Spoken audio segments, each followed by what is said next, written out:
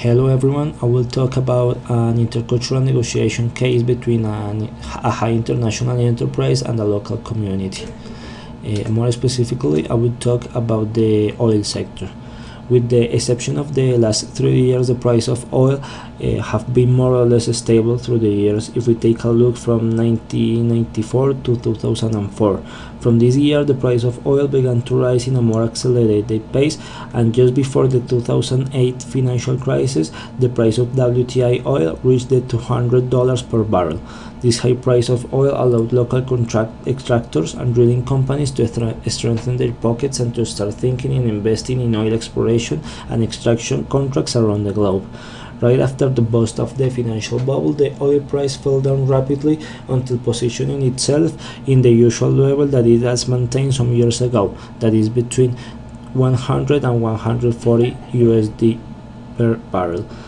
Despite the reduction in the price, oil companies still presented themselves as very important generators of foreign direct investment. That's the case of Colombia, which received a huge amount of FDI for its oil sector between 2010 and 2014, addressed especially to exploration and extraction projects throughout all the regions of the country. That was a gold age for the Colombian oil sector and for the people working for it. By 2012, I was one of many working for the oil sector. I was working for a multinational drilling company whose headquarters were at Houston, Texas, which held exploration projects in three main regions of the Colombian territory: Eastern Plains or so-called Llanos, Caribbean Coast, and Santander Province. During mid-2013, the company was granted a huge project by the largest and primary petroleum company in Colombia, that is Ecopetrol, to explore a new oil well which had been recently found at Casanare Province, and it acquired total permission to the region to start moving the rigs and the workers to the station in order to begin to drill the soil. However, they soon realized that the permission was only granted by the petroleum company, as they found a great obstacle when they tried to settle down the first camps in the region. Local community were not very eager to see how international companies were destroying their landscape and taking the natural resources from beneath the ground without giving anything in exchange. And the people was right, since exploration leaves indelible marks in the natural ecosystem for hundreds of years. Local people saw how the company was building camps and bringing machinery to the region, and soon started to stop by force the supply route to the base camp and stopped all the trucks carrying the parts of the rig which was meant to be assembled for the exploration. That certainly was a big deal for the high-level company, and that led the workers to start negotiation with the local communities.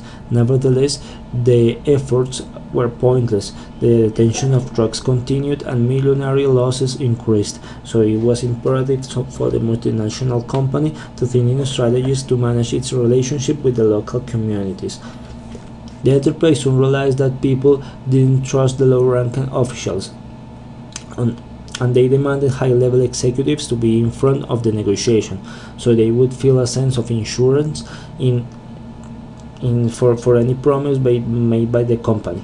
However, upon the arrival of high executives to the field, the big company attempted to use its great power unsparingly, and the local party started to take defensive positions in front of every point of the discussion, making emphasis in the detention of the trucks carrying the supplies and machinery to the oil well, and even threatening with damaging the goods and the camp installation if the company refused to go away from their land.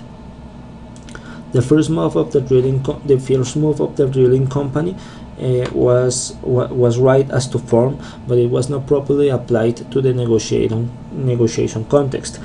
As a first action, the drilling company, to correct the mistakes happened in the past, the company executives started to understand the other party's culture and use a strategy of building a bridge to cope with the counterpart's traditions. So they organized a soccer match and a very popular meal in order to get to know each other.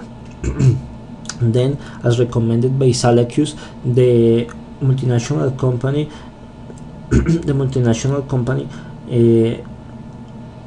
focused on interests, the most important thing to keep in mind in any negotiation. In negotiations, all is about interests, and the recognition of them in the right time and proper way would lead to great advantages in the process, not only for one of the parties but for both. Despite the distrust that the local party felt against the international company, local people started to show their real interests on the table as a result of a campaign of building bridges with the counterpart.